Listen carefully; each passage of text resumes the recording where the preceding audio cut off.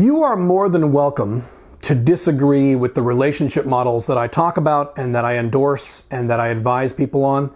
Non-monogamous relationships, FBs, MLTRs, OLTRs, OLTR marriage, open marriage, swinger marriage, etc. You're welcome to disagree with those things. And you're welcome to say, oh my God, I'm not doing that.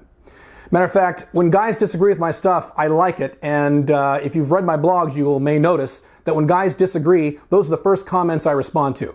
If there's no ad hominem attacks, I like it when guys disagree with me because it forces me to shore up any holes in my arguments or failures in my systems and things like that. So I like that. At the same time, if you say to me, if I describe something big like OLTR marriage, non-monogamous marriage, where there's separation of finances and so on, if your first knee-jerk response is, oh my God, I would never do that, then that's fine, that's okay. However, you then have to tell me what you're going to do.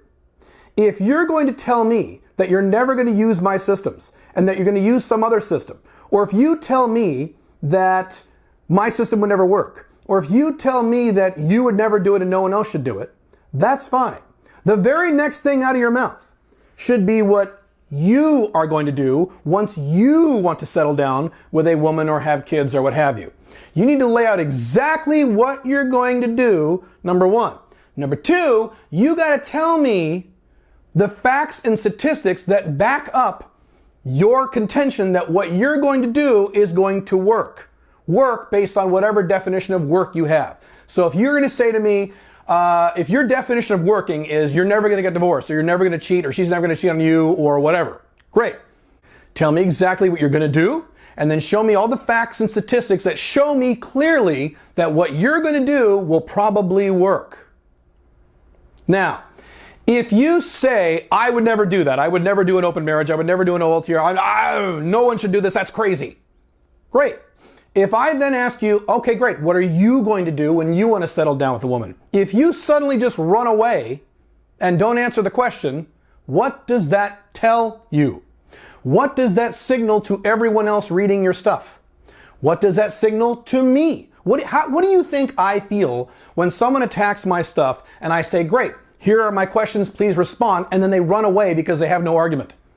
It makes me feel like I'm on the right path, like I'm right and you're wrong. Because if you were right, you'd be able to respond to me and say, oh no, Caleb, you're wrong. I'm going to do this system instead, and I'm going to do A, B, C, D, and I know it'll work because of X, Y, and Z. Okay? I've never seen that happen. If instead I ask you that question and you run away, or you respond with ad hominem attacks, or I ask you the question and you change the subject and don't want to answer that question, what do you think that tells you? If you don't want to utilize the systems that I have, that's fine. But I would really like to know what you plan on doing when you want to settle down with someone, unless your answer is, I'm never going to move in with a woman, and that's fine. That's a valid answer. That's the only valid answer. I'm never going to live with a woman. I'm never going to have any kids. Literally never. I think the odds are low that's actually going to happen because men, as they get older, certainly over the age 35, age 40, they will start to want these things. So I think you're going to be an exception to the rule if you pull it off, which is fine. But you get my point. If you don't have an answer for an alternative system that you know for sure with high odds of success will work, that should tell you something. Now, one more thing on that. I've had some guys who, when they disagree with my models, and I ask them what they're going to do, they do actually kind of mumble an answer. And the mumbled answer is, I'm going to marry a really young virgin and I'm going to stay alpha. Okay, that's their technique. I'm going to traditionally marry some 20-year-old who's never had sex or only had sex with one or two other guys, and I'm going to be really alpha with her and boss her around and show her who's boss and be a man, and I'm never going to get beta, never going to turn into a beta. I'm going to stay an alpha for the rest of the marriage, okay? If that model worked, you would see millions of men in the manosphere, red pill, PUA worlds who have done that and made it work. Do you see that? Do you see any? How many guys have you seen who did that and 5 years, 10 years, 15 years later, they're still married and still happy? And still happy. Just being married is not success. Being married and still happy. If you're married and you're miserable, or if you're married and constantly cheating and she's screaming at you, that doesn't count. You have failed. Unless that was your objective all along, I don't think it was. So if all you've got is you're going to run away and because you can't answer the question, or you're going to give me some BS about I'm going to marry some 20-year-old and be alpha, Even though I can't point to any other men who's done this, you should see millions of men all over the internet who have said, oh my God, this is great. I married a 22-year-old virgin who was a Christian and I'm super alpha and we've been married 15 years and it's great. We've been married 5, 6, 7 years and it's great. No problems at all. It's awesome. Do you see that?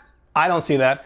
I see the opposite. I see guys, and I won't mention any names, I see guys in the red pill, manosphere, PUA, etc. world who have tried exactly that and it blew up in their fucking faces. So what is your model? And tell me why you think it's going to work.